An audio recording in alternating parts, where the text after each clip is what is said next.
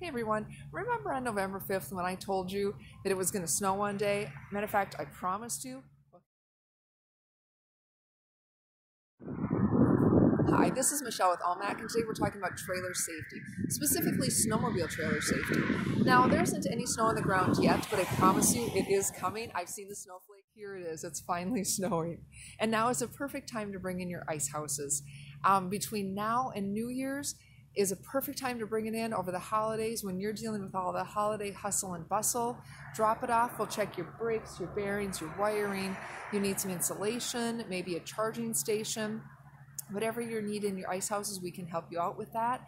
And then you can get it back in January when everybody is gone, the holiday season is done.